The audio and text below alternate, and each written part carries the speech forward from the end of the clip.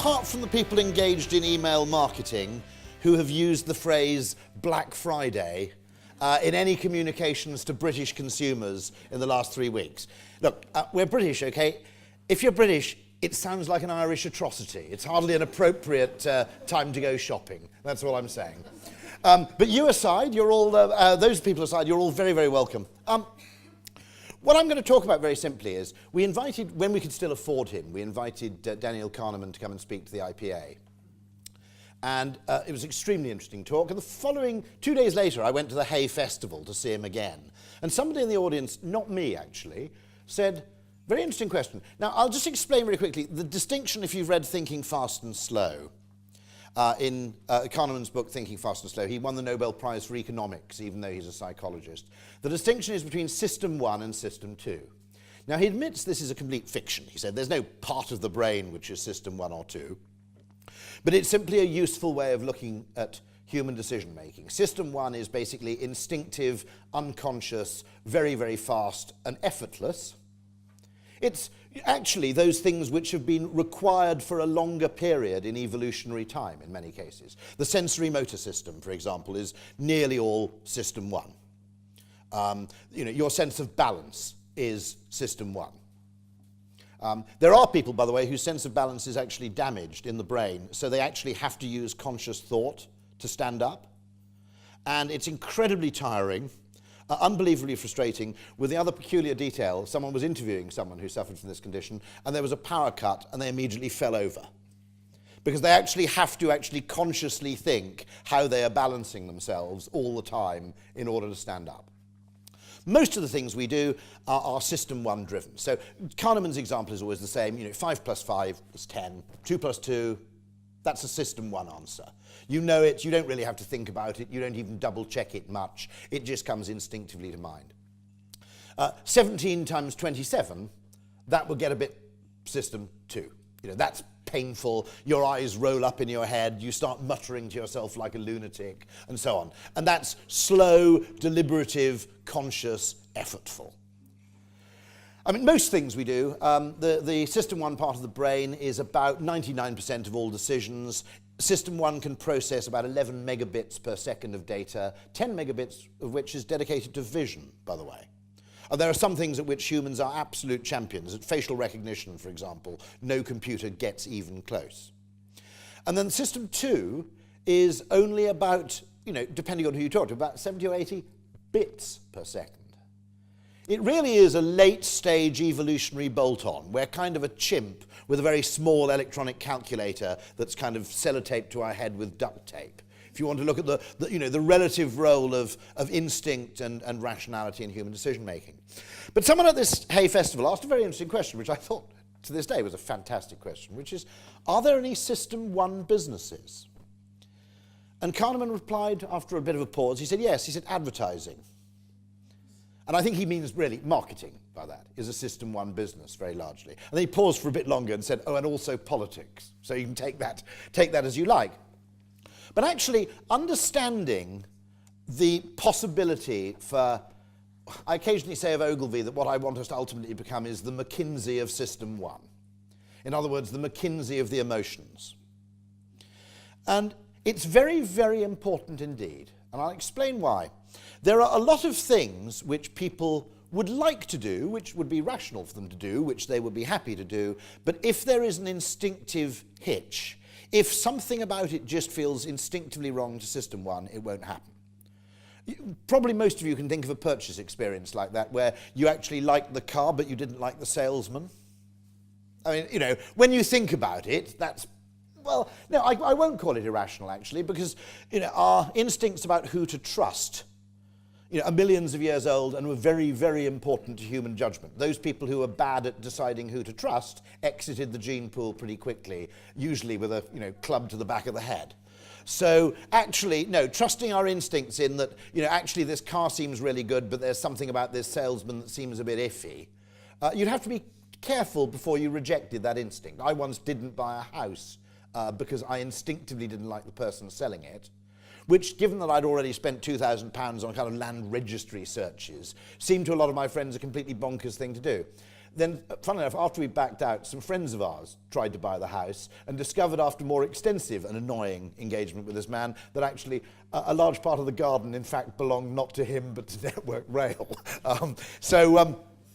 My instincts there were actually pretty good. You know, there was a very small bit of behaviour he engaged in which just set off System 1, basically klaxons going, I am no longer comfortable with this transaction.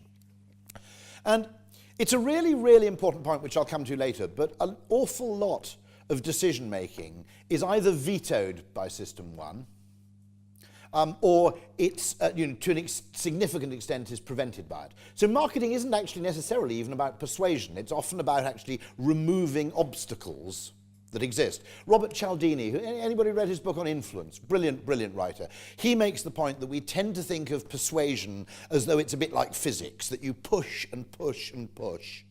And the more you push, you gradually get movement and momentum going. It's a bit like moving a big stone ball. Now, if anybody's ever tried to persuade, change someone's football allegiance through lengthy and prolonged argument knows, it doesn't really work like that at all. And Cialdini says actually a much better way of thinking of human persuasion is to think of the human brain as having, he uses the phrase, a little electrical switch. He said, the actual source of power is already there, it just needs one tiny thing to flick, and suddenly the whole stadium lights up. And so one of our slogans with Ogilvy Change is dare to be trivial, the point being that there's no reason to assume in human behaviour that the scale of the intervention is proportionate to the scale of the effect. There are kind of butterfly effects where very small things have huge effects. I'll just give you a little quick story of it now, which is call centre, very simple thing. In the course of a sales call, when the people were ringing up to buy something, they had to choose between three options. It's actually a subscription to a national newspaper, so it was effectively online, offline, both. And there's quite a high dropout rate of calls, particularly occasioned by that question, oddly. We did a couple of other changes as well, so this isn't the sole source of the change, but this is probably the major one. We simply added the single sentence, most people choose option B, but if you like, you can also have A or C. Most people choose. Now, System 1 is a herd animal. It instinctively feels comfortable doing things that other people are doing. Now, you know that feeling exactly. System 1 is a herd animal and it's a creature of habit for very, very logical evolutionary reasons.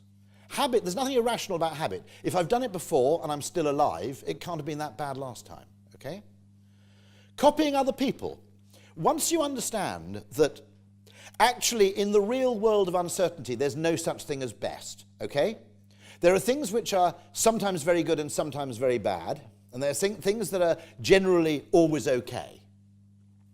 And the judgment of best in the instinctive mind is very much concerned with whatever I do, I must avoid something that's absolutely awful.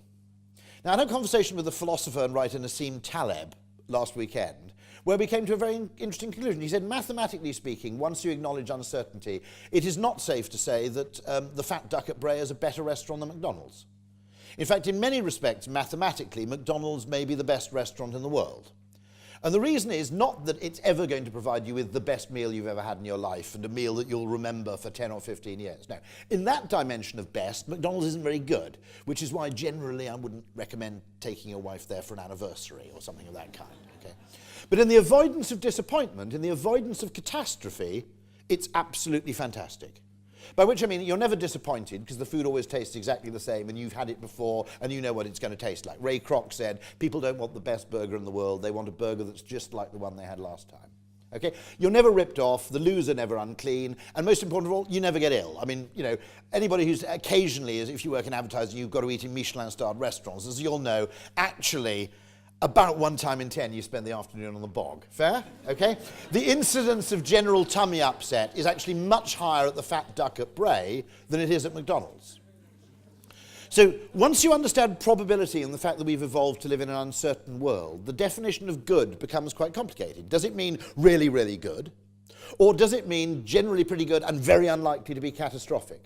And a large part of System 1 satisfies this. It doesn't maximise. It goes, well, I want something that's pretty good and definitely isn't catastrophic. Now, herd behaviour is very logical once you understand that. Because if you copy what other people do, is it the best thing you can possibly do? No, it isn't. But it's very rarely terrible. if you're stuck on a mountain in fog and you can only see 3 feet ahead of you, and you're stumbling around on this mountainside and you come across a path, okay, a well-trodden path. You don't know where it goes. It may not be the ideal place to go, but following it isn't a bad idea because it's very unlikely to lead straight over a cliff. You know, even at Beachy Head, you don't get a path that goes straight to the cliff face, because it contains within it, you know, combined wisdom of lots of people who've walked that way before, some of whom under conditions of better visibility. So copying other people, once you understand that the instinctive system one mode of choice is the avoidance of catastrophe much more than it is about the attainment of perfection, then actually herd behavior makes sense. By the way, I would argue, and we need more work on this to prove it, that most brand preference is not, I think the things that are made by well-known brands are always brilliant. It's simply a very clever game theoretic instinct that someone with a very valuable reputation has much more to lose from selling something that's crap. So the first responsibility of a brand owner is never to do anything under the name of that brand which is significantly crap. But when you think about it, it's a very clever instinctive game theoretic logic, which is this person, you know, enjoys extraordinary fame. McDonald's, for example. I have a friend who's a vegetarian, brilliant mathematician, game theorist, hates McDonald's because he's vegetarian, but he did say, he said, I'm willing to bet you almost anything that no horse meat will ever be found in McDonald's food, because you've got this huge reputation. They're reputationally paranoid. And to some extent, brand fame is therefore an interesting libertarian form of consumer protection. It's the part of a company's value which is held hostage by its customers. And we pay a premium for brands precisely for that reason, which is, you know, we pay them a premium, but the opposite, the other side of that coin, the other edge of the double-edged sword is that we will retaliate viciously if we're let down. And because their reputation is fragile, we like doing business with people we can hurt, roughly speaking, okay?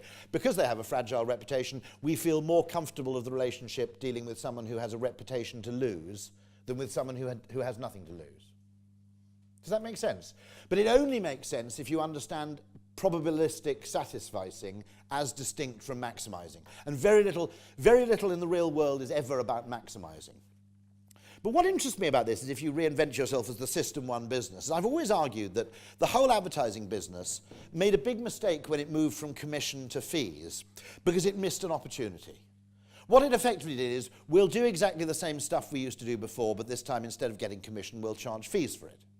Now, I argue they missed this very big opportunity of what are the things we can do now we're not constrained by coming up with ideas and solutions which necessarily involve media expenditure.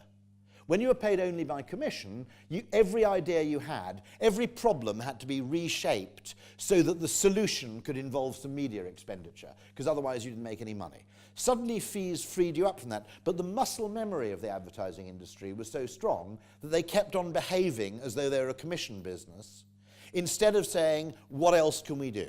You know, what's our real strength? And our real strength should be psychology, turning human insight into business advantage. That should be the real job. So my hunch for Ogilvy Change, we have a little sort of informal thing, which is any income we get which isn't from a marketing budget, we mentally count double.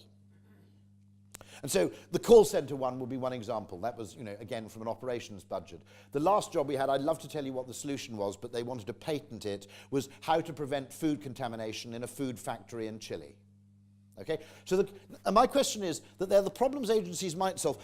The problem is that because of this folk memory of what an advertising agency is, nobody ever comes to us with a problem unless the problem's accompanied by, you know, a 5 or 6 figure sum in media budget. And actually, most companies with problems don't necessarily have a media budget at all, and most problems don't necessarily need media to solve them. Once you understand System 1, there are a lot of things you can do which are very, very interesting, which may be genuine butterfly effects, tiny things that have huge effects. Just a suggestion, anybody here got a call center? Okay? Now, I'm just willing to make this bet here. You know that system where instead of making people wait on hold, you actually offer to call them back, and they press 1 and you read out their number and say, we'll call you back in 25 minutes on 01959, whatever, okay? Now, I want to know if anybody's measured whether you sell a lot more when you call someone back. My hunch is that the whole nature of the call will be better and the opportunity to sell will be, maybe even 50%, 100% better. Why? Anybody read Cialdini? Reciprocation bias. The call starts with you doing something for me, and now, because you've fulfilled your promise and called me back, I now feel obliged to listen to you. If you make me wait for 5 minutes on the phone, I'm not a customer, I'm a supplicant, and I'm already angry with you, and you are in my debt because you've made me wait. That's how System 1 works. And yet I can't find a single test anywhere in the call center literature whether somebody's actually seen whether this doesn't just improve operational efficiency, but whether it really, really helps you sell. So that's the kind of thing I'd like to suggest, really interesting little perverse things where really small things have huge effects. So we try and operate in this space. We're very friendly, so if anybody else wants to start a business in this space, we'll help you out, we'll be mates. Because the point is, this isn't an area where you get competitive. This is a collegiate place where, we've only got 0.00001% of the market. The job is here to grow the market, not to compete with other people like Draft who are doing similar things. Just to be clear about that. Now, what goes wrong, I think, with marketing is that most judgment of human behavior comes through two lenses of a dodgy pair of binoculars. One of them is neoclassical microeconomic assumptions, okay, which are effectively an imaginary model of capitalism for a species that doesn't exist, Homo economicus, okay? Nobody behaves like the models, and in neoclassical economics. I mean, literally, it's just ridiculous. The other one is market research. Now, market research poses a really interesting problem because System 1 can't talk. Large parts of System 1 aren't really connected to the bits of the brain that do the talking. They're not really connected. They're opaque to introspection. They're not really connected to consciousness.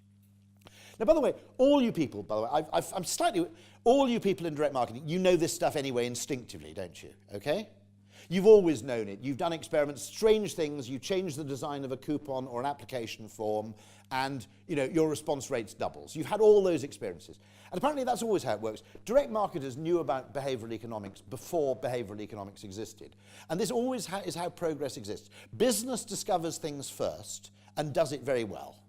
Okay? How else can a month's salary last a lifetime for De Beers engagement rings? Okay? That's anchoring or framing in behavioral economics terms. Set a normative price and people will therefore try and live up to it. We did all that in 1948. Where business is very bad is in codifying things. And so, to be honest, behavioral economics is direct marketing with a plausible vocabulary, if you want me to be absolutely right, and with the ability to actually codify and create theories around our findings, rather than just treating every finding as a standalone, you see what I mean? And that's really, really important, because marketing has the worst vocabulary in the world. But all progress happens like that. People got really good steam engines going in England long before anybody understood thermodynamics. The academic bit, where you codified it, actually came later. The progress came first. Powered flight. The Wright brothers were businessmen. They were Ohio bicycle manufacturers or something, okay?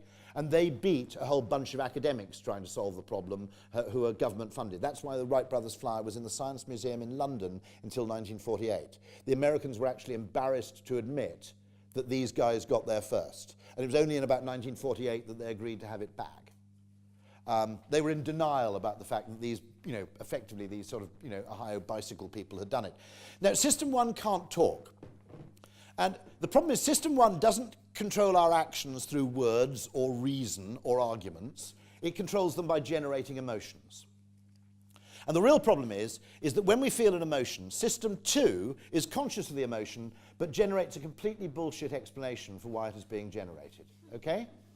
System 2 is a bit like the Alistair Campbell of the brain. It just post-rationalizes plausible-sounding explanations for things that have been decided somewhere else, okay? Now, I'll give you a perfect example of this. This is sometimes called emotional misattribution. There's a brilliant experiment where you put a very attractive female researcher on a suspension bridge. Has anybody heard of this? Capilano Bridge experiment? Very attractive female researcher on a suspension bridge high above this gorge in Vancouver. And she similarly interviews people for a completely spurious survey on a much lower bridge. Exactly the same demographic of people. The proportion of people who actually phoned her up and tried to chat her up after the suspension bridge was 2.5 times higher than on the low bridge. And that's misattribution of heart rate and excitement on a high bridge for romantic. That's, by the way, why men cleverly take women to horror films and on roller coasters, basically, as an attempt to confuse them, generally successfully, okay? okay? You know, because they will think, gosh, every time I'm with Brad, my heart beats and I start sweating. It must be love, okay? Now, another perfect case of emotional misattribution. One of my hobbies when I'm bored is reading really negative reviews on Tripadvisor. Really hostile reviews of restaurants, okay? And what amuses me is how often a really, really negative review on Tripadvisor starts with the following words. We had booked a table for my mother-in-law's birthday, okay? Now, what's actually happened is this bloke is in a furious mood because he wants to stay at home watching the football with a six-pack of Stella.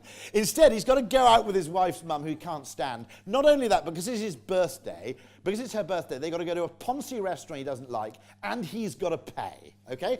So these three things, he's already near hysterical at this point. And then probably what happens is he has difficulty parking. Okay? Now, at this point, it can be the best restaurant in the world. He's going to leave a rubbish review because the whole time he's there, he's in a really bad mood. Ergo, he thinks it's a bad restaurant. Okay? So System 2 often misattributes the emotions generated by System 1 to plausible things which may be nothing to do with it. Now, why is that important? Because we all hate, don't we, airport security, right? Going through airport security. Take your laptop out of your bag, take your shoes off, okay? And the interesting thing is, when you ask people why they hate it, they just come up with sort of weird explanations. It's like one of those weird things about why shouldn't you eat dogs or cats? You know what I mean? We all instinctively go, no, you shouldn't eat dogs, right? No Koreans in the... No, okay. Basically, you go, eating dogs is kind of wrong. Well, eating horses is pretty bad, isn't it, if you're a Brit, okay? It's a bit French, but that's not really an explanation, okay? Now... And we just go, well, it's just wrong. And then you ask people for explanations, they just cast about for any, I mean, there isn't really, there's no justification, is there, at all? But we just cast about for it. And a lot of these things are instinctive System 1 reactions to things, which System 2... Now, I think the only way you can improve... If you ask people, why do you hate going through our airport security, their answers are basically irrelevant. Something about the experience upsets System 1, and then they explain it in bullshit terms. Now, an interesting experiment will be, I don't know what it is, by the way. The only way to find out what upsets, let's face it, okay, airport security, okay, it's not nice, right? But it's not Guantanamo Bay exactly, is it, okay? It's not like you're not being waterboarded or anything, you're just saying, can you take your shoes off, right? I mean, we've had worse things happen, okay? Now, what's so bad? Don't know. System 1 doesn't like it, possibly because you're taking your clothes off in public, possibly because you're afraid of making a fool of yourself in front of other people, because you're holding a queue up, and if you cock it up, you feel that the people behind you in the queue go, you bloody idiot, right? Okay? There are loads and loads of reasons which we don't know. It could be, Now, if you experimented, say you could take your, your jacket off and your belt off in a private cubicle, put it in a tray in your own time, and when you're ready, return to the conveyor belt, maybe people will be chilled, okay? The only one thing I do notice is it tends to be a lot less stressy. I often use Ebbsfleet in Kent to board the Eurostar, and not many people use it, so I tend to be the last person in the queue to go through the X-ray machine, and it's not very stressy if there's nobody behind you. Now, that could be what System 1's disturbed by, I don't know. We just really hate it. And the problem is, when we talk to people, we're basically talking to System 2. We're talking to their post-rationalization of things, and then we end up developing messages that talk to System 2, but System 2 isn't really the decision maker. The brilliant phrase of Jonathan Haidt. Has anybody read Jonathan Haidt, The Righteous Mind? One of the best books ever written on psychology in my book. It's about the psychology of politics, effectively, the emotions that underlie political allegiance. But he says that, the System 2 brain, the rational brain, thinks it's the Oval Office when in reality it's the press office. It thinks it's making decisions. But when you talk to System 2, you're effectively you're writing software for the wrong operating system. If you only just talk to the rational side of things, you can possibly influence things. I'm not saying that System 2 has no influence on things at all, but actually, if System 1 vetoes something, if something just feels emotionally bad, we really won't do it. Any amount of reason won't get you very far. Now, the other lens, I said the economic lens, this is where economics should sit. It should be subordinate to psychology. That's what the Austrian School of Economics believes. But a load of people came along, and to make it look plausible and scientific, and therefore to give it disproportionate influence, they pretend that economics is somewhere between maths and physics. Now, let me just tell you what they do to achieve that mathematical neatness in economics, where pretend that human behavior... They assume that every transaction is an individual standalone transaction between anonymous actors, which takes place in an atmosphere of perfect information and perfect trust. Okay? Now, standalone transaction, i.e. a one-off, between anonymous actors, i.e. nobody knows who the counterparty is or cares because there's no past history, perfect information, perfect trust. Now, one, those conditions never apply in the real world. There is always some degree of uncertainty. Two, if you think about it, if you want to understand why people in finance hate marketing, it's because in their weird imaginary fantasy world, that's a world where marketing needn't exist. Okay? If everybody had perfect information, if there was perfect trust, and every single transaction was basically just a standalone, you give me this, which I know I want, I give you the money, we never see each other again. Okay? You wouldn't need any marketing. And there's a huge danger about this because it only understands transactional capitalism. A very large part of capitalism is relational, not transactional. So the counterparty to a trade actually offers quite a lot of added value, or the buyer actually pays a bit more. And the reason they do that is because of the expectation that their exchange is contributing to a deepening relationship. Okay? So if you think about anybody who lives in a provincial town, right? I live in Sevenoaks, anybody Westerham, anybody in a sort of town of 30, 40, 50,000 people, you probably always use the same cab firm, right? Now, in this model, you'd ring up 5 cab firms every time you wanted to go somewhere and get competing quotes, right? Loyalty is not irrational. Why do you use the same cab firm? Because after you've given them 6 airport jobs and 5 or 6 other jobs, you're reasonably valuable to them. So you now have a credible threat of defection. So when it's suddenly snowing and you need to get home at 11:30 after a party just in the run-up to Christmas, they feel an obligation to pick you up, not the random bastard who's been ringing for competitive quotes. So most capitalist exchanges contain a degree of uncertainty within them, okay? Now, 2 examples of extraordinary. System 1 seems to be very, very relational in its understanding. American Express card. Occasionally American Express issues a card which says member since 14. Because someone upgrades from gold to platinum, they get a card that says member since 14, and they go, hold on a second, on my gold card it said, you know, member since 97. More than 50% of people ring up and complain and demand the old dates reinstated, even though it has no actual significance, right? Because they feel that the length of a relationship really, really should count. If you look at people who ring up the gas board, sorry, did I say, bloody hell, okay. I can't believe that. Sorry, I've just become my dad, okay? You know, my phone broke down, so I rang the post office. No, anyway, sorry. If you look at people who who complain to utilities, a significant number of the letters of complaint start with, I have been a customer of yours for X years, right? So I regard it as particularly heinous and egregious that you should consider. Now, System 1, this system of economics doesn't understand relational capitalism at all. It's all transactional. And most capitalism, another example, I think, of brilliant one of relational capitalism, the My Waitrose card. As far as I know, it has no specified benefits. Is that fair? I mean, but I always hand it over, and I think what it is, I just want Waitrose to know, you know, I'm a serious Waitrose shopper, me. You know, I actually, you know, do my main shop sometimes, don't you know? I'm not one of those people who does all the stuff at Lidl and then pops up to buy 2 things.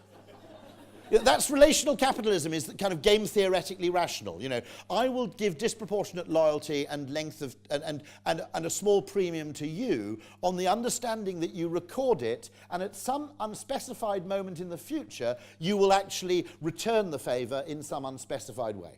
I had a taxi firm once which I used for all the airport jobs. They only did airport jobs. Used them for about 3 years.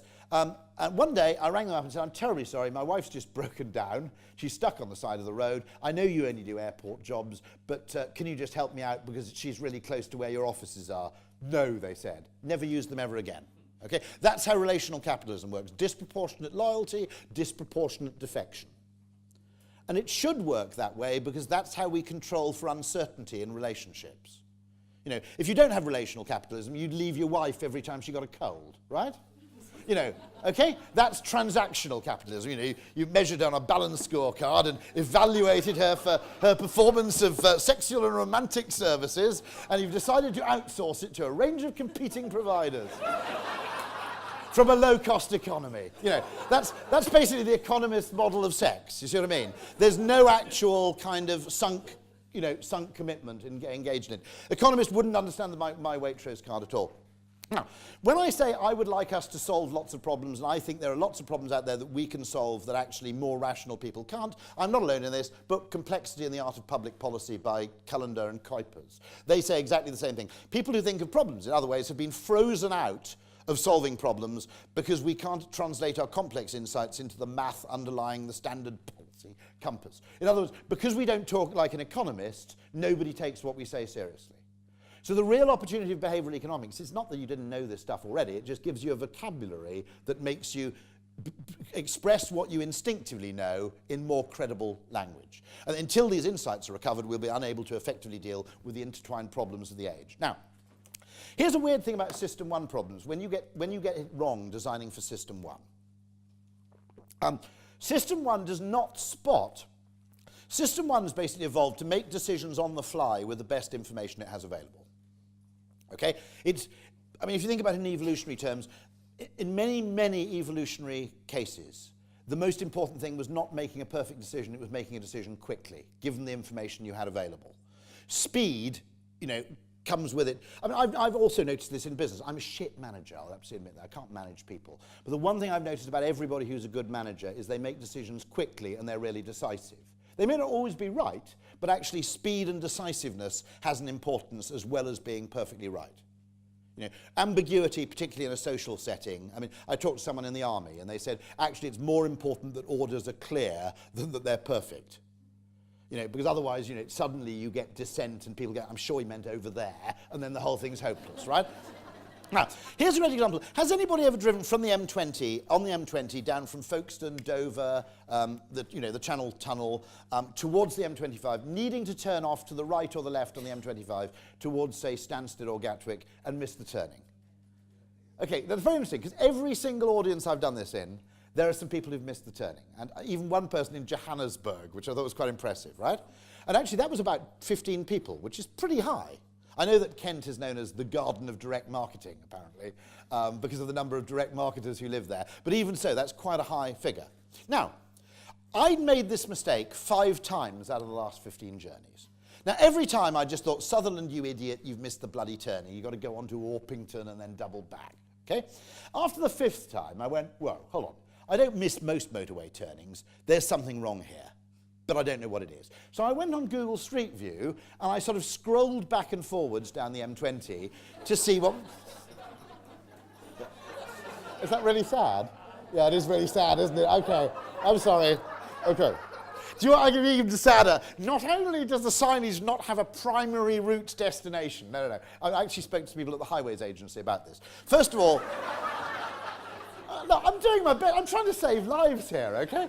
Now, first of all, it says London on both sides. There's no indication of distance, right?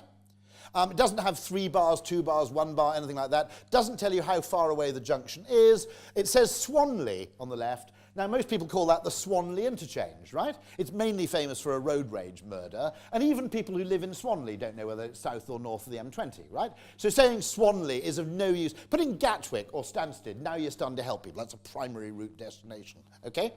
Now, anyway, so you look at that sign and you're driving along at sort of 75 or something, I don't bloody understand at all that. Oh, but don't worry, because there's another sign ahead, look. So I can wait till I get to this other sign and I'll decide what I need to do. So you can see that sign just on the horizon there? This is what happens when you approach the second sign. Before you can read it, the 2 roads diverge, right? And by the time you can read the sign, it's too late to act on the information it contains. So all of you people who've made that mistake, you're entirely forgiven. It was not your fault, right? This is just, when you think about it, it's really, really dumb, isn't it? Okay. But the interesting thing about System 1 is at no point did my instincts go, this signage is wrong. I just made a bad decision. Spotting bad System 1 design is kind of weirdly difficult. Because System 1 acts so quickly that it doesn't stop to analyse the information it's given. It just acts on what's available. Now, I'll give you a really interesting example where exactly the same thing has happened, costing, I would argue, travel companies millions and millions of pounds over the last 10 years. Anybody had the weird experience where you go to a train site and first class tickets are actually cheaper than second class? Right. The reason is that they did exactly the same as this. The first question on the website was, what class of travel would you like? Right? Well, actually, when you think about it, until I know what the price difference is, I don't know, do I? You know, obviously in an airline, first class, but it's going to cost £1 million, I'll probably back off, right? So they asked that question at completely the wrong point. People said, ooh, I don't want to go first, it'll cost £1 million. So they pressed second. And they bought a second class ticket, even though a first class ticket might have been available for £1 more, but wasn't shown. And the same thing happened with airline websites, not the low-cost airlines, because they do the upgrading by sequential addition of extras. But on the conventional airline sites, they asked you what class of travel do you want. Everybody basically defaulted to economy unless you were loaded. And then even that, now when British Airways changed that system, so they started showing other things, about £8 to £10 million in extra revenue in the first year, just by changing the choice architecture of the site. Now what's so weird about it is when we have bad choice architecture, we don't spot it. So there's a whole category of really interesting ideas to be discovered in this space, which I call obvious in retrospect. Okay? That road junction is obviously stupid in retrospect, but it's not obvious at the time you're driving through it. I wrote in The Spectator that after 10 years of travelling a lot, okay, I've got a collection of international plug adapters that will probably sell for about 140 quid on eBay, okay? Because I've got tons of them. Every time I've forgotten one, bought another one at the airport, bought two because they're a funny shape, okay? And I packed 4 or 5 to charge my tablet, my phone, my laptop, etc. And after 10 years of doing this, it finally occurred to me, actually, you pack one plug adapter and buy one of these from Argos for 4 quid, plug that into your Johnny Foreigner adapter, you've got 4 Brit plugs, right? Okay, and I wrote about this in The Spectator. I got 50 letters. I've never got more letters from anything I wrote in The Spectator. But people going, why did I never think of that? Okay? And when you think about it, hotel rooms never have enough sockets anyway, you know, and they're always in a really dumb place. By the way, a sarky tweet I did the other week, but I think it's fair, right? How to design an airline lounge, right? You put in plugs and power sockets, usable tables, and comfortable chairs, 1. 2, you make sure that these 3 things are never found in the same place, okay? So you have a choice, basically, maximum of 2, isn't it? Okay? You can maybe sit at a comfy chair with a table, but there won't be a plug. Or you can sit at a plug. There is a area called the business zone, but you can't go there because that's for saddos. I don't know. Is it fair? Anybody who sits in that business area, it basically says, I am a saddo on your head. Okay? But you can never put the 3 in the same place. You've always got to mess it about. Obvious in retrospect. This is a brilliant idea, which is obvious in retrospect.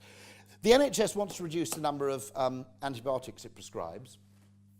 And for years, doctors, they're really, they're not all intelligent, let's be honest, some of them are scam artists, but most doctors are pretty bright, generally, okay? We're assuming, top half of the bell curve. And every single doctor kind of assumed for 40 or 50 years, when someone comes to you with something that might require antibiotics, actually, I've got something at the moment, the finger's bloody infected. So if I do shake hands afterwards, I'm not a Freemason, it's just my finger hurts, okay? But everybody, doctor, just assume that there are 2 things. You prescribe antibiotics, or you don't prescribe antibiotics, okay? And then, literally about 3 years ago, someone thought, well, actually, there is another option. It's a bit like that plug adapter. You give people a prescription which is delayed, and it says, this prescription only comes live on Friday, so in 4 days' time, if you're still feeling ill, take this to the chemist, get some antibiotics, and start taking them. If you give people an instant prescription, more than 90% of people take the pills. Now think about what happens. They've just got out of bed, they're feeling crap, okay? They've got dressed, they're going to take this prescription, maybe the doctor's got a blasted pharmacy anyway attached. They pay £8.20 for their prescription charge before they go home. Because they paid the money, they're going to take the pills anyway, aren't they? Because they paid for them, right? It's fundamental human bias. It'd be a waste of money to pay £8.20 and not take the pills. Okay? So 96% or something. If you give them a delayed prescription, the number of people who actually go and get the pills goes down to about 33. If you don't give people a prescription at all, it goes down to 16, but that's 16% of people coming back to the doctor for a second appointment. So there's a cost attached to that. Now what's fascinating about that idea is it's obvious in retrospect. It's a System 1 thing, which is we don't really understand the biases that work on System 1. My idea, if you want people to finish antibiotics, don't give them 24 white pills, give them 20 white pills and 4 red ones, and say, when you finish the white pills, take the red ones. I can't explain why it works, really, but it just does, doesn't it? You go, well, I don't want to give up the white ones early, but I can't really only take half of the red ones, because I don't know what the red ones do. So the fact that you've created an asymmetric break in the prescription somehow forces you to finish the course of action. Wine okay? Basically, it's a bit of a rubbish alcoholic drink. I said this yesterday. Not everybody will agree, okay? It's basically a peasant alcoholic drink produced by cultures that lack the technological know-how to brew beer or distill spirits. That's effectively what it is, okay? You can tell it's rubbish because there's so many different kinds of it, right?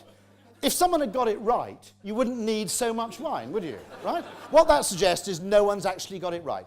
It's like the French. The reason the French have 300 different kinds of cheese is because they've never made one that's as good as cheddar, okay? Right? And we all, but can we be honest here? We all know that's true, don't we, okay? Secretly. We won't admit it when we're having a fancy dinner party. No one will ever admit that. But secretly, nothing as good as cheddar, is there, okay? Right? Now, so you can tell it's rubbish. Now, what happens when you go to a restaurant? The restaurant wants to sell you wine because it can practice a huge markup when it sells you wine. So these are the behavioural biases you have to fight off. First of all, their wine glass is already on the table. A bit of a prompt there, isn't it? We're so confident you'll order wine, we've put the glasses there already, right? Second thing, they bring you a drinks list, which isn't called the drinks list, it's called the wine list. And that contains 8 pages, insane proliferation of different kinds of wine, dominating the entire content of that thing, except for a back page for the weirdos and perverts who want to order beer or cocktails or spirits. Like, if you're a deviant or, you know, if you're a bit transgressive, you can actually have a bottle of beer, right? Okay? Now, wait for it. That's bad enough if you think about the actual choice architecture that's going on there. But then there's the final bit of genius. They only hand out one wine list, don't they? There's only one alcoholic drink that one person can order for a whole group because it comes in shareable containers. Unless you're going to order for all your guests saying, well, I don't care whether you want red or white, I'm ordering a 2-litre bottle of Diet Vimto, okay? Which would be a weird thing for a host to do, okay? Basically, the second you're handed the wine list, what happens? You turn to the table and go, red or white. Game over for everybody else, right? You've just been nudged into drinking a drink that you don't like very much when you could... Of course, there are other reasons to drink wine. I've mentioned that earlier, which is it's a very good veil for middle-class alcoholism.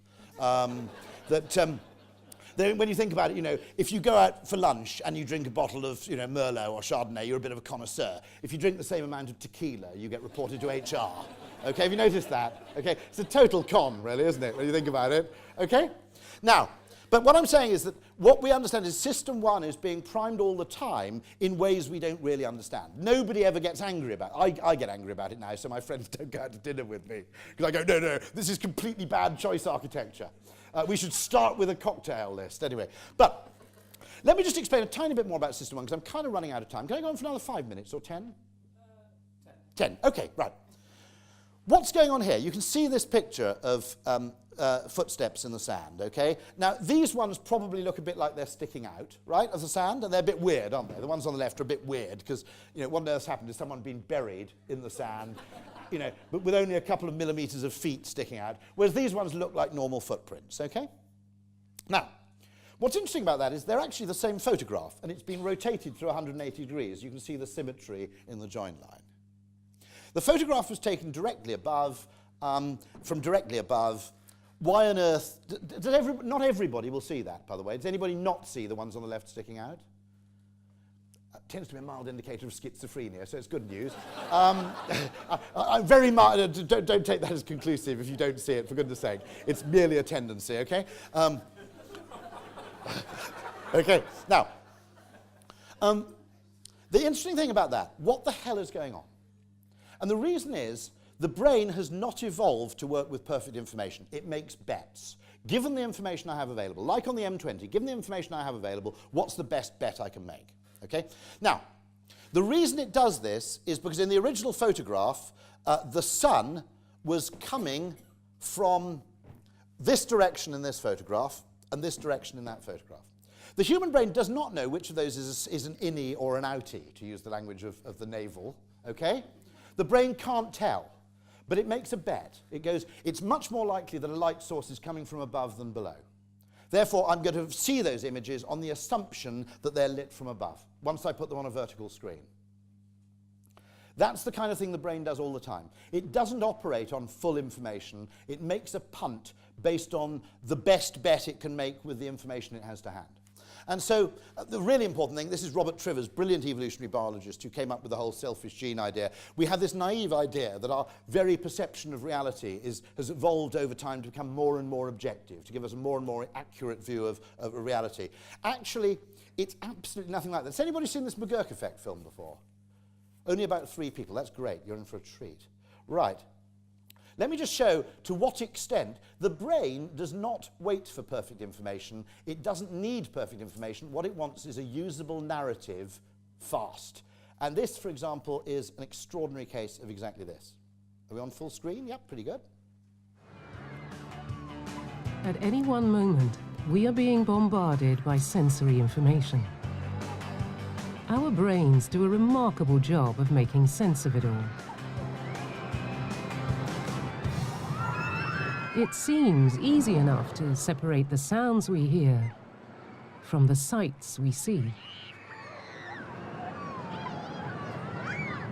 But there is one illusion that reveals this isn't always the case. Ba, ba, ba. Have a look at this. What do you hear? Ba, ba, ba. Ba, ba, ba. But look what happens when we change the picture. Ba, ba, ba.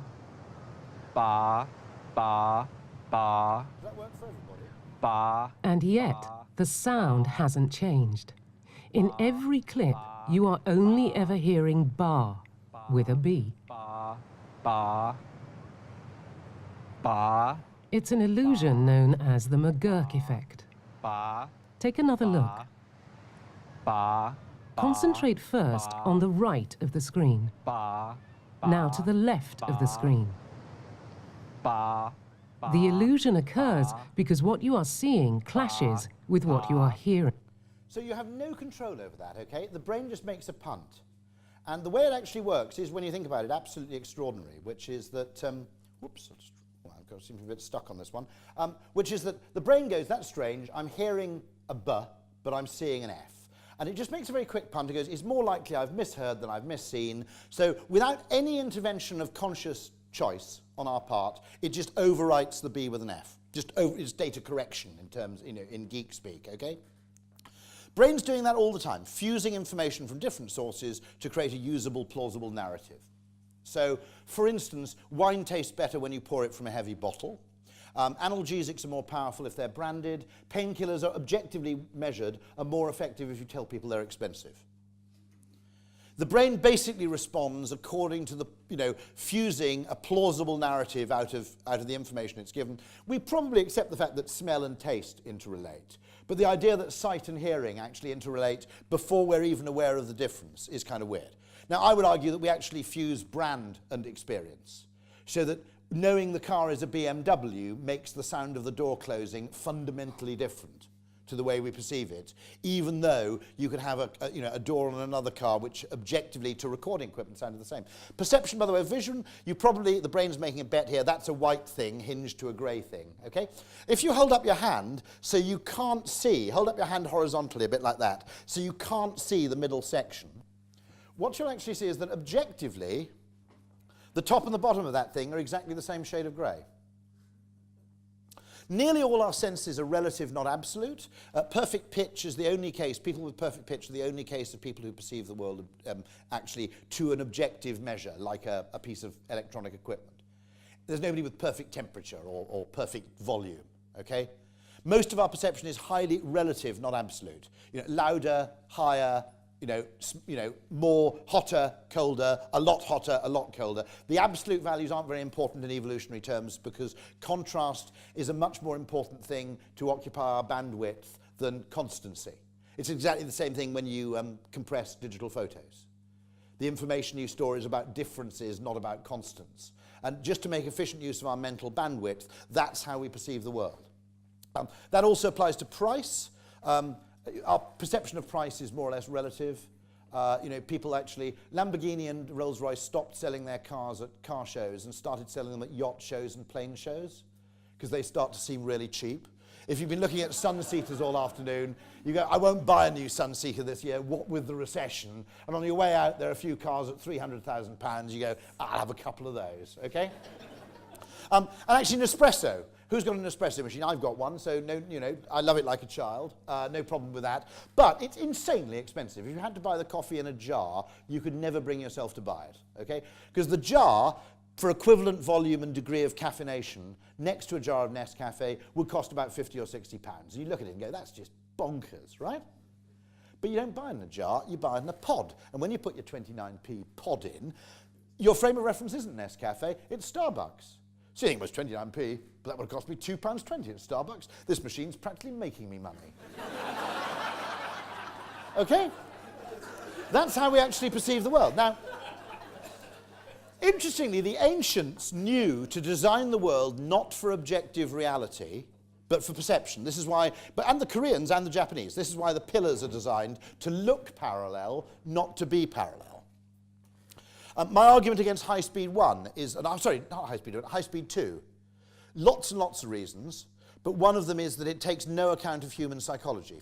First point, by the way, if you reduce a journey from 2 hours 10 to 1 hour 34, anybody from the Chilterns here who wants to hear this? Okay, right. Okay, that's actually really important if it's one person doing the journey 100 times a year. I would argue it's not very important if it's 100 people doing the journey once a year. Now, so high-speed 1 or high-speed 3, which is the high-speed 3 is the plan to connect the great cities of north, right?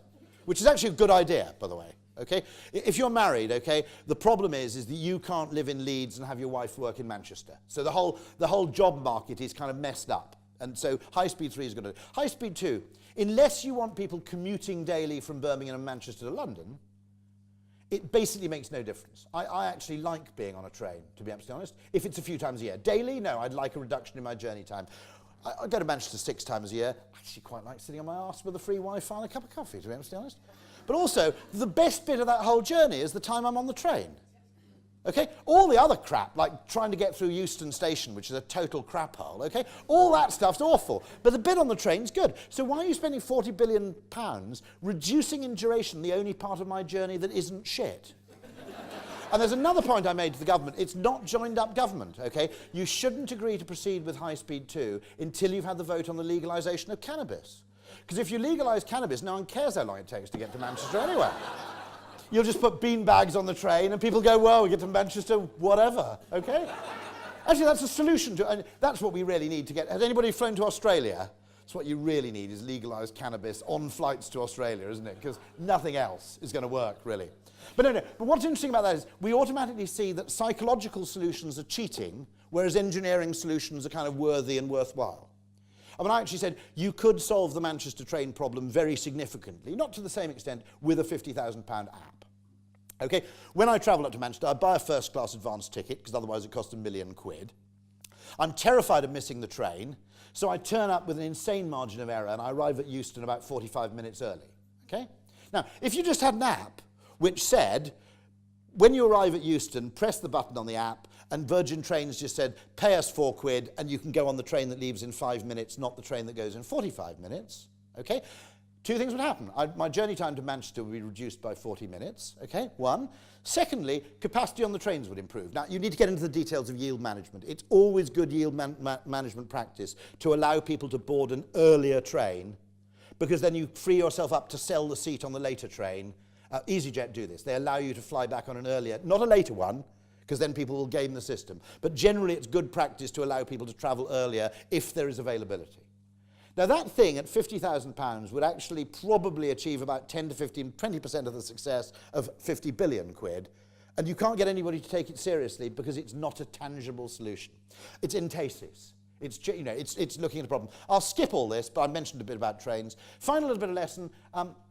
The other interesting thing about System 1 is it's kind of counterintuitive. Sometimes its judgments are not the judgments you would make if you were using conventional logic. That does not mean they're wrong, okay? As I mentioned with that whole thing of relational capitalism, the instinct that you want to use the same taxi driver is actually very clever in an atmosphere of uncertainty and non-perfect trust. That's not irrational, and yet people say it's irrational. It's socially or ecologically very clever or ecologically rational. But sometimes you can hit on something that System 1 just likes, which makes no sense at all. I'll skip this for reasons of time as well. Red Bull, the most successful attempt to compete with Coca-Cola in the carbonated drinks market in about, 30 years. Makes no sense at all. When they researched it, it researched worse for taste than any other drink ever conceived by the hand of man. Research comments were things like, I wouldn't drink this piss if you paid me to. It costs a fortune, and it comes in a really small can. Now, something about System 1 just goes, whoa, that drink must be really potent, because they've got to make a specially small can just to contain it. Because if I had a full 370 millilitres, I'd probably go doolally or, trash the place. So that must be really potent. So it's a different kind of drink to Coca-Cola. So I'll pay $1.50 for it, right? Something about that, weird instinctive logic makes that work. I can't really explain it. But all I'm saying is that no one in a market research group, that's System 2 talking, no one who's an economist will ever say, oh, there's no way I'll pay £1.50 for a soft drink. Oh, wait, sorry, silly me. I would if you gave me less of it. But that's effectively how Red Bull works, okay? Now, the reason I say test counterintuitive things because your competitors won't is because test counterintuitive things. If you think about it, testing things that make logical sense is fine, but if you discover it, you're just discovering what other people know. That's not a source of real competitive advantage. Important distinction, this is Nassim Taleb again.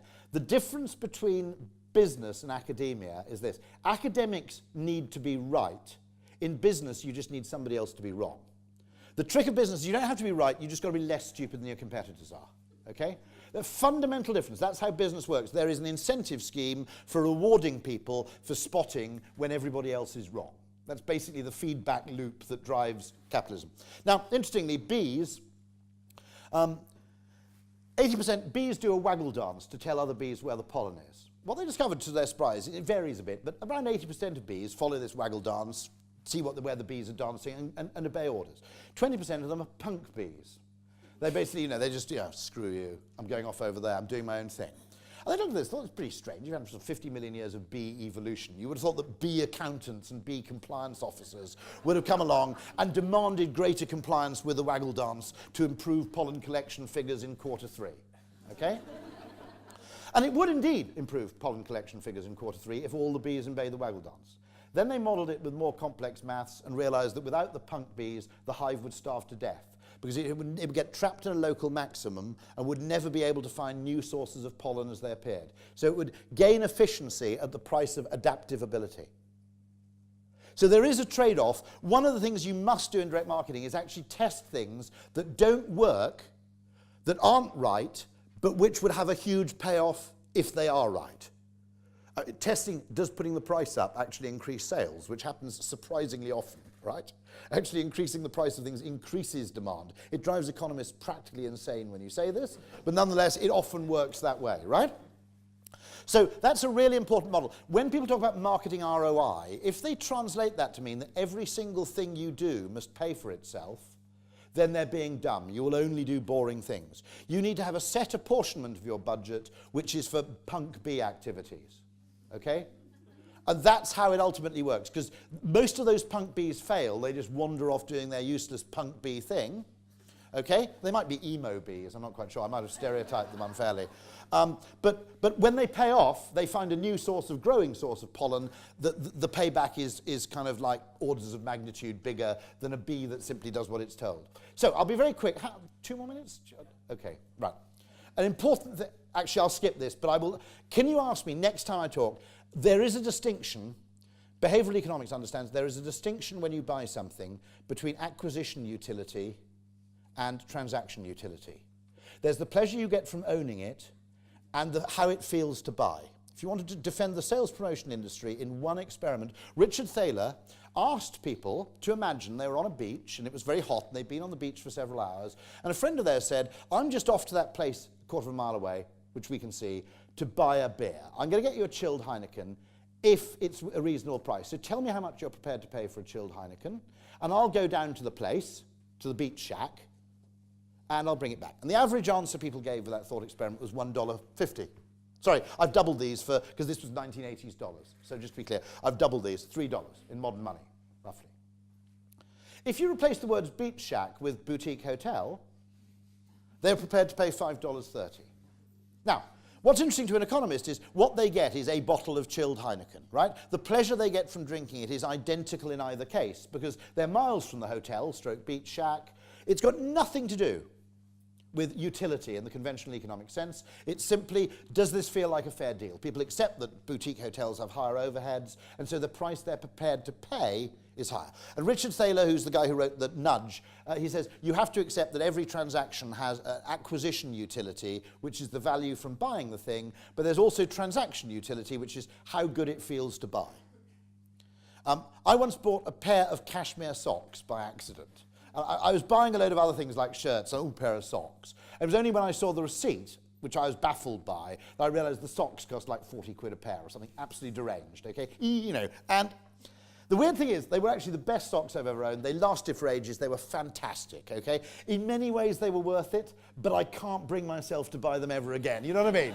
Because it just feels, you know, the inner Calvinist goes, this is just wrong, right?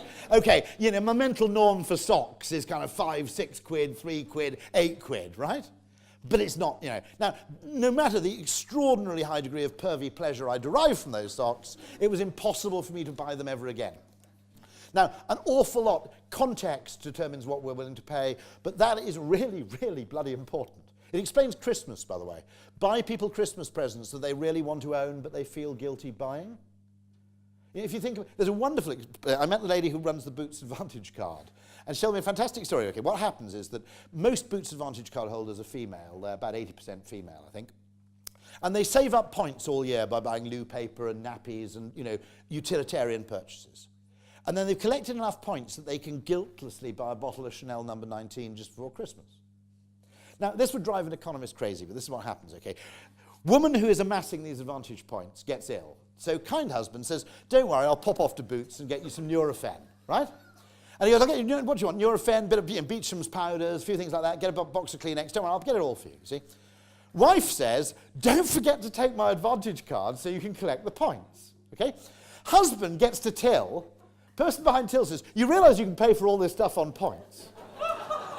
Husband goes, high five, I love you. Pays for the stuff on points, probably spends the cash buying some Stella, but I'm making that up, okay? Comes home and his wife is absolutely livid, okay? Now, they are no worse off economically than they were if he'd actually paid in cash and collected the points. There is no difference. So, in a really perverse way, you know, Selfridges vouchers can be more valuable than the equivalent in money because we can only spend them on things because they remove the transaction, the negative transaction utility from buying money. If you give me 50 quid, I go, probably better put this towards the gas bill. If you give me 50 quid in John Lewis vouchers, I go, way, you see. I mean, company cars were brilliant psychologically because they allowed men to have a car which was far better than the car they could actually justify to their wife if they'd bought it with their own money, you see? But the understanding of the distinction between transaction utility and acquisition utility is really, really weird. There used to be a thing where American NFL football players, after the Super Bowl, would play this kind of, you'll know what it's called, having lived in the States. They'd play this kind of big match. And you could never get these players, however much money you offered them, you could never get the players to actually go, because they say, look, it's the season over, it's after the Super Bowl, I want to chill out. So they changed it, so they basically held the thing in Hawaii, and they offered the players and like 8 of their family first-class returns to Hawaii. Now that was less than they were offering to pay the people, by some measure, to actually appear in the thing. But even if you're a super rich NFL player, you kind of hate writing a check for a first-class ticket. And so the free ticket is actually more valuable than double the cash equivalent because it's guiltless indulgence. If they'd got the money, they would have felt they needed to put it towards something more responsible. So that's really interesting in psychological terms. I just thought I'd share that. End on this. One other thing about System 1, it really cares about certainty. Best thing I ever told British Airways, best bit of advice I ever gave in my marketing life was never put delayed on a departure board. Make up a time if you have to. Delayed 50 minutes, delayed 30 minutes. We're cool with that, okay? We can cope. That's information we can cope with. If you put just delayed, you might as well just put be miserable, because that's the effect it has.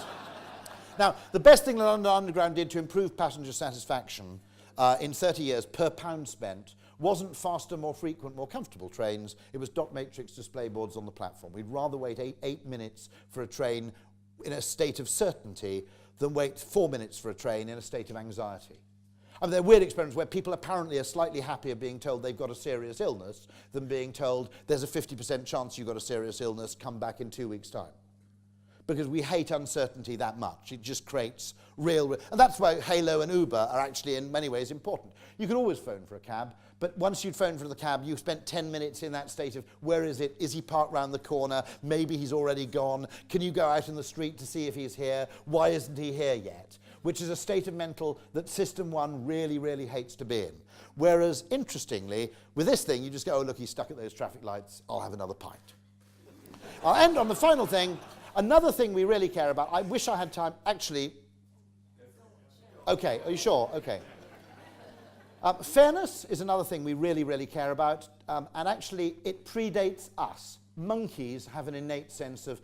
It's not equality, it's a kind of sense of proportionality, in fairness. And this is what happens when Hans de Waal gives capuchin monkeys unequal rewards for equal work. For the task, the two monkeys side by side, they're perfectly willing to do this 25 times in a row. If you give them grapes, it's a far better food, then you create inequity between them. So she gives a rock to us, that's the task, and we give her a piece of cucumber and she eats it. Fine with the that. other one needs to give a rock to us. Now what happens And that's now? what she does. And she gets a grape. And she eats it. The other one sees that. She gives a rock to us now, gets again cucumber.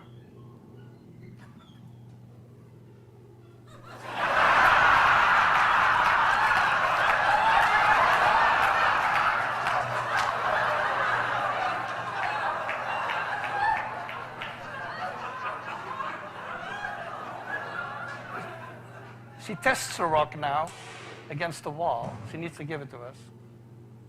And she gets cucumber again.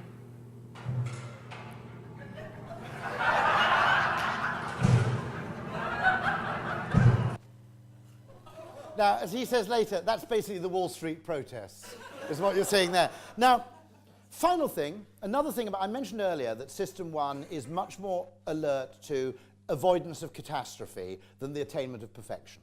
The very mathematical business of optimizing things is in many ways inimical to System 1. Now, this leads to a thing called defensive decision making. We work with BA and they run this all business class flight from London City to New York. Only 32 seats. If you live in Essex or Kent or work in the city or Canary Wharf, it's a bit of a no-brainer, you'd think. Okay? Same price as business class flights from Heathrow, much closer. You can actually arrive at the airport about 20 minutes before departure because the boarding's so quick. There are only 20 people getting on the plane on average, so basically you board in about 2 minutes. It's really great. And it wasn't full. And we couldn't quite understand why. And then we realized defensive decision making, although we didn't know it was called that. They're all business class seats. They're not booked by the passenger. They're booked by a corporate travel agent and probably a PA or administrative assistant. Right. Now, what the administrative assistant is thinking, because this is how our System 1 brain works, is not what is the best route from London to New York. It's what is the option I can take which makes it least likely that I'm shouted at. In other words, it's minimax in game theory language. It's what is the option where the worst case scenario for me is least catastrophic? For me. Now, think about it this way, okay? From her perspective of her System 1.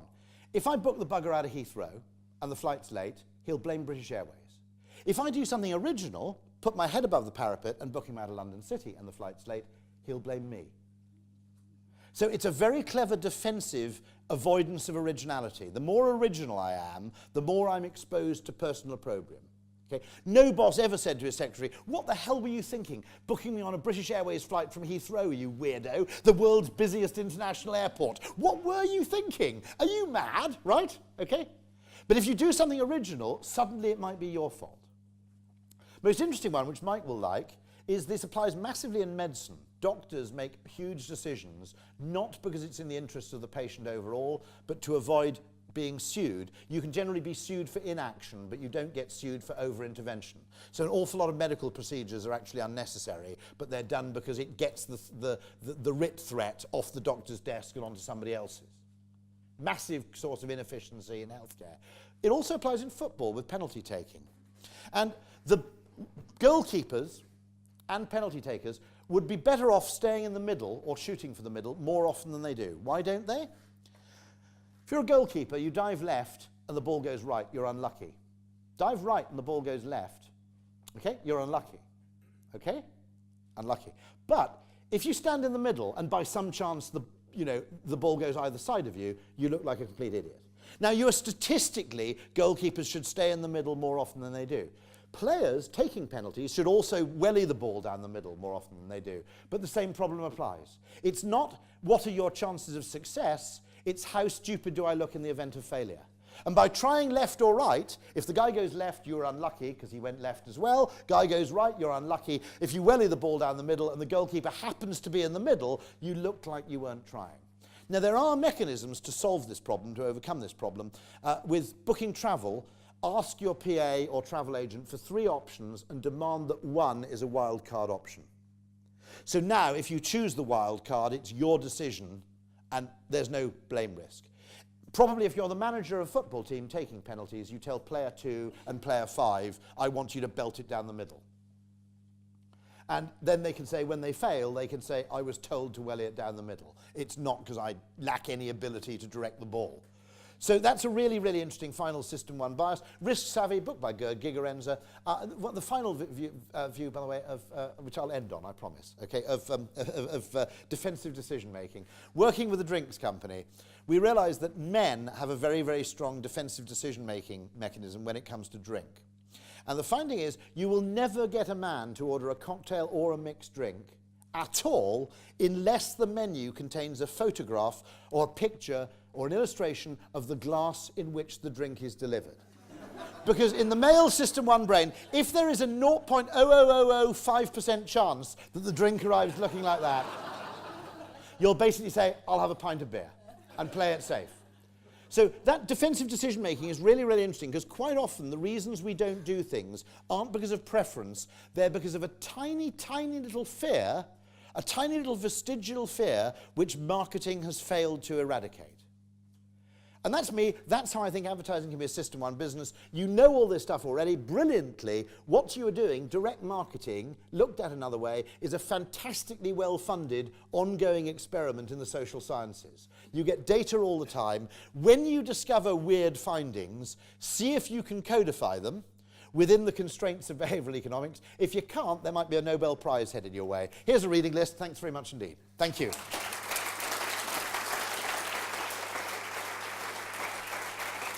With 2 questions? All right. I'll go and sit down, yeah, for reasons of, yeah. I think it was perfectly all right for Rory to go much longer than planned.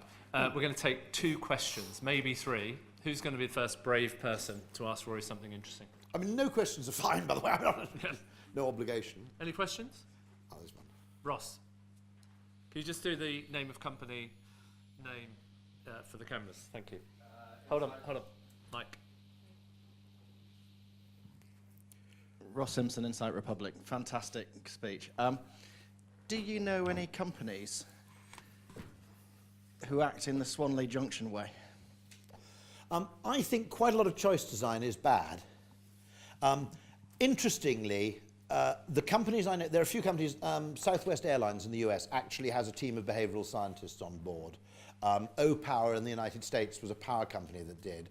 Do you want a real Swanley Junction business, which is not only a business, it's a whole category, which is the pension business. Okay?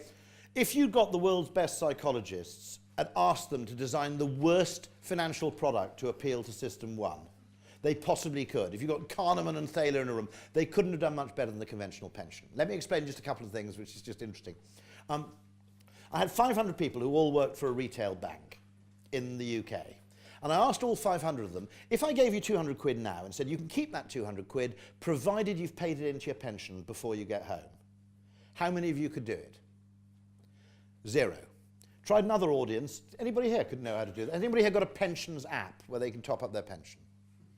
0, okay. Tried it with another audience. 1 person knew how to do it. He worked for Goldman Sachs, so he wasn't exactly representative of the public at large. Now, what I don't understand about the pensions industry, you spend a fortune paying huge amounts of money to pension salesmen to sell a pension. But once I'm sold a pension, nobody makes it even remotely easy or comprehensible to top it up. There's no automatic top-up mechanism, nothing. Now, what's going on? Is there something corrupt or genuinely, okay? Now, System 1 works in two ways. One, it's difficult to top up your pension. In fact, I don't know how I'd do it. I'd have to go and write a letter or go to the post office or something. But secondly, System 1 makes an assumption from that, which is, because it's difficult to do, I'm probably not supposed to do it. Now, here's the second Swanley Junction thing. If you did pay 200 quid into your pension, how would you know the money had got there? And the answer is you had to wait 2.5 months for an incomprehensible load of legal garbage to arrive through your letterbox, check your pension statement, remember you paid 200 quid, and remember to check it had appeared on your credits. Right? Now, I said the human brain hates uncertainty. You know, if you get a text, I occasionally pay off my Amex credit card on online banking, and about a minute later I get a text from Amex saying, we've received your 300 quid. So I go, oh, you got that lot, and I send them another 100, okay? The human brain hates sending money into the ether with no confirmation of its receipt. It's like buying something online where you don't get an email of confirmation. You know, now the website says thank you for ordering your fridge. You've got kind of, but if you don't get an email, whoa, you know, you start panicking, right? Sending 500 quid into the ether and having to wait 2.5 months. Now, a really interesting thing happened. When they introduced these opt-out pensions, much to the surprise of the pensions regulator, nearly everybody who opted out did it by mobile phone. And the reason they discovered when they found out is they did it by mobile phone and by smartphone app because that way you actually got confirmation that you'd opted out. If you sent in paper and paperwork, you'd actually have to trust people in financial services, which is a big stretch to begin with, frankly, okay, to actually do the paperwork right. Once you got the beep from the phone and the text saying you have now opted out, people were really happy. And so something like 90% of opt-outs came through the mobile channel because we like instantaneous feedback. So that's a case where you have, I would like, £54 billion a year is spent in tax incentives for pension savings, right? I would argue half of that money is spent to overcome the fact that the pension is such a crap product to begin with. I mean, the Canadians have designed something. You know, the Save More Tomorrow. If you want to know about a better way of doing it, read a book called Save More Tomorrow by Shlomo Benazzi, who's designed a pension along System 1 lines. The first thing it does is you commit not to pay into a pension, but you commit that every pay rise you get subsequently, X% of that increment will go into your pension. There's a big difference to System 1 between getting less richer and getting poorer. We don't mind getting less richer very much. We really, really hate getting poorer. Now, in evolutionary terms, you can see why that makes sense. Less of a gain is a very different deal in terms of your annual food stocks versus a loss. So that's a case of Swanley Junction in financial services form. Brilliant. Any more questions? All good. If anybody's shy, I've got to go, because my father's visiting from Wales and he's 84, I better go home fairly quickly, but if anybody's got more questions, Twitter is @Rory Sutherland, all one word, or @OgilvyChange. If you've got more questions, we can, you know, I'm very happy to answer them, you know, over the next few days or longer. Brilliant. Thank you. Thank you very much. Thank you so much.